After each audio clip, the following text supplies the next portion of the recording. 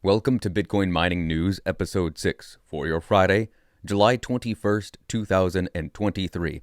There are still tickets available for the Mining Disrupt conference happening in Miami, July 25th through the 27th. That's just a few days from now. So if you want to scan this QR code right down here, you can get information on that, learn all about it, get yourself some tickets, and learn all kinds of fascinating things about Bitcoin mining and energy-related topics. We've got a pretty heavy news day today, but first, let's get to the numbers. As you can see here in the very top right-hand corner of timechaincalendar.com, we have the current exchange price at $29,838. That'll get you a whole shiny Bitcoin, but if you're more like myself and not one of the based Chad sailors of the Bitcoin world, you're probably spending dollars, and for each dollar, you'll get yourself 3,351 glorious sats. Looking at the average block time, we're right down there near the 10-minute mark again. The next difficulty adjustment is going to be a downward shift of 2.15%, and the average hash rate for the last 14 days is sitting at a beautiful 391.2 exahash. Now, as far as fees, we're looking at 28 sats per VByte for high priority, or all the way down to 8 sats per VByte for any time. We have nearly 300,000 unconfirmed transactions in the mempool again, which is a depth of about 147 blocks. Now, the last time we were looking at Google Earth, I believe we were talking about flowers in the Netherlands, but this time I want to show you exactly where the Mining Disrupt conference is. So we'll jump over here, punch in the address, and take a gander. We'll travel all the way here to the bottom southeast of United States of America and see that we are right on the coast of Florida, and the hotel where this is taking place is right near the airport. So you're right there. You land and you're right there. You could probably walk there or take a 5-minute Uber if that. Now, this first piece I'll be going over with you is from Bitcoin Magazine, and in it, Perianne Boring, founder and CEO of the Chamber of Digital Commerce, talks about how Florida, specifically, which is where the Mining Disrupt conference is happening, could attract Bitcoin miners and what the benefits of doing that would be. She writes, "With regulatory understanding, Bitcoin mining can fuel Florida's energy future. There are many reasons that businesses relocate to Florida. The welcoming regulatory and tax environments, and the skilled and ready workforce among them.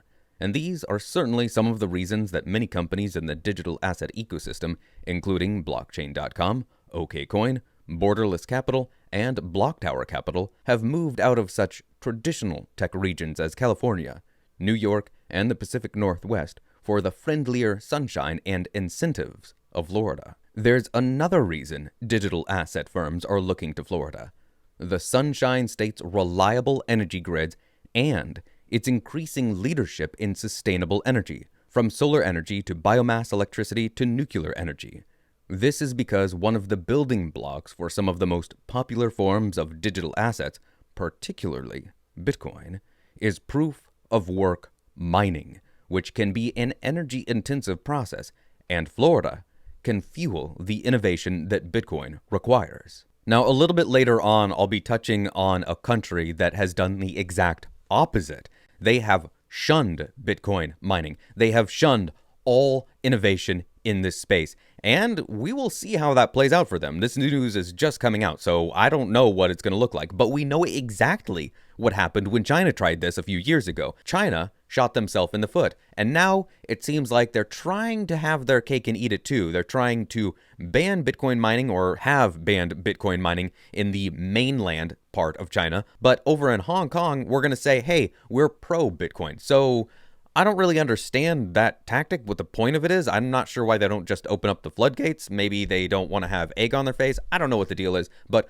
we're going to see what happens in this other country, which I will mention after we get through this story here. How is Bitcoin mining modernizing energy resources? Transitioning to greener energy sources requires significant investments in new energy technology.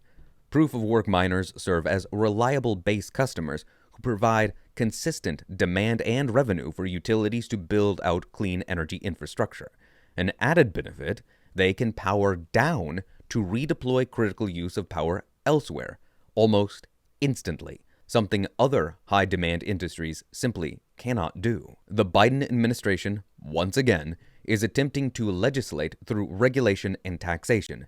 The executive branch, through offices like the White House Office of Science and Technology Policy Agencies and its subordinate agencies, such as the U.S. Securities and Exchange Commission and the Commodity Futures Trading Commission, CFTC, are preparing to levy the heavy hand of the federal government in the name of, quote, climate, end quote. Not only do many of these regulators lack the statutory authority to engage in environmental policymaking, but they are also ignoring the tremendous advancements the private industry has made and continues to make. Instead of stifling growth through burdensome regulation, we should let the market do what it does best: innovate. This next story is from Blockworks, and it's talking about what Kuwait just did. This came out on Thursday, July 20th, so as you're watching this will be yesterday. Cheapest country to mine Bitcoin just banned the practice altogether. The Gulf country previously showed reluctance towards crypto, but local regulators have now banned Bitcoin mining outright. Bitcoin mining aside, Kuwait regulators emphasized that they're banned from granting licenses to entities for the purpose of offering crypto services as a commercial enterprise. The Capital Markets Authority warned that any violation of this regulation would be subject to penalties in accordance with the rules pertaining to money laundering and terrorist financing. In contrast, neighboring Dubai has taken a more inclusive stance towards crypto, positioning itself as an attractive destination for the digital asset ecosystem. At the beginning of the year, Dubai's crypto zone had already attracted over 500 crypto companies. More specific to mining, major outfit Marathon recently pledged to open 2 facilities in nearby Abu Dhabi. And we'll jump over to that news real quick. This came out May 2023. Marathon Digital Holdings and Zero2 to develop and operate the first large-scale immersion Bitcoin mining facilities in Abu Dhabi. Now, there is a lot of FUD spread around Bitcoin's energy and the use of it, and green this and climate that, and oh, it's boiling the oceans, and oh, the whales, won't somebody think of the poor whales? Bitcoin miners are gonna boil them all, because isn't that how you cool your miners? You use immersion mining and you put the whales in there, and that, oh, they're gonna get all sick and tired and dead whales because no, give me a break. Here we have Cointelegraph talking about this very thing. Bitcoin mining is becoming more environmentally friendly. Bitcoin mining is becoming more sustainable thanks to things like hydro-cooling farms and associated petroleum gas, undermining environmental criticism. Using associated petroleum gas, APG, to power Bitcoin mining rigs is also a key highlight in this field. As you may already know, APG is a byproduct of oil drilling. As it is not always worthwhile for producers to use it, they regularly burn it on site. The latter process is called gas flaring, which led to 2.7 billion tons of CO2 equivalent emissions in 2021, a year alone, along with the gas wasted in venting and methane leaks. The road to a greener Bitcoin.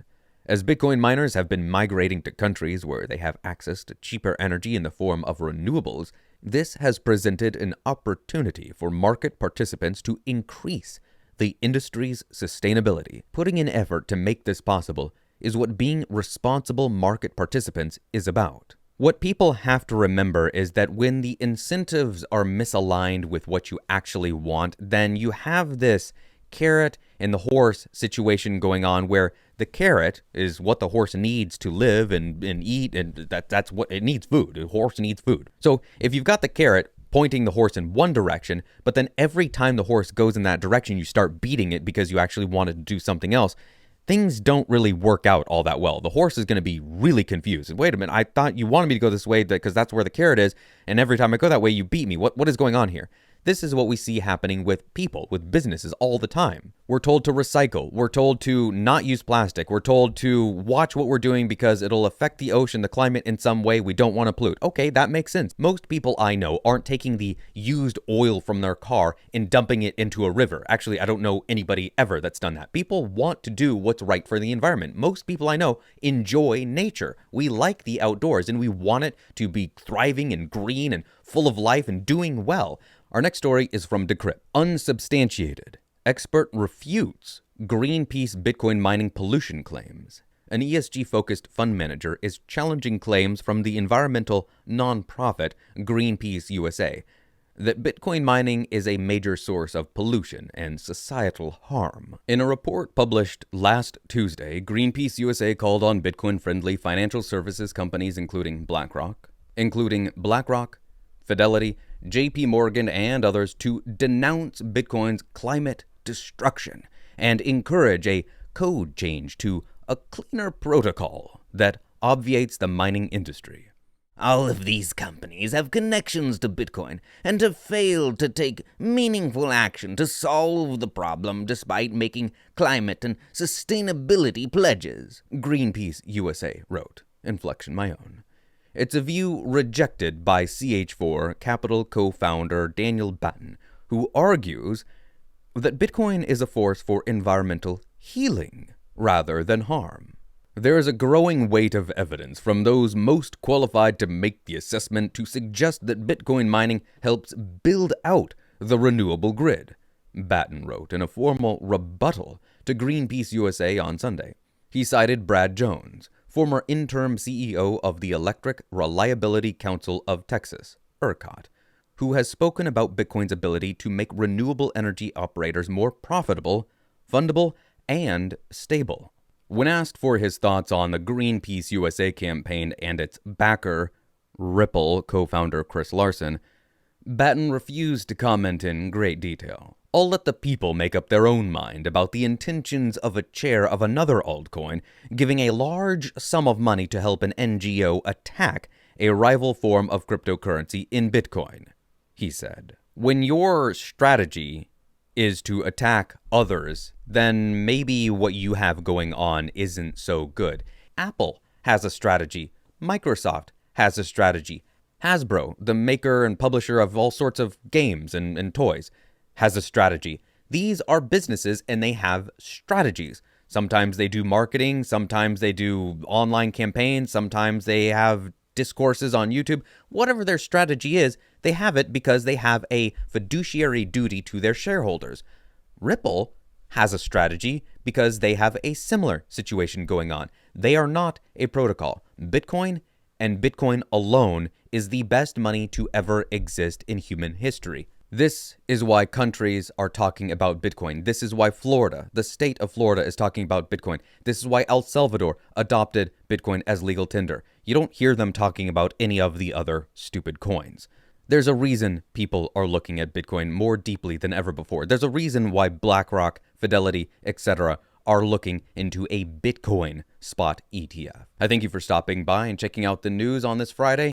If you enjoy what you've seen here, please like and subscribe so you can stay up to date on all things Bitcoin mining and energy related. If you'd like to go to that conference I've mentioned a couple times now, you've got a few more days to get your tickets. Scan that QR code right down there. It's happening in Miami, Florida, July 25th through the 27th, so just a few days from now. Get down there, check it out, meet all sorts of great people in the Bitcoin mining and energy space. Until next time.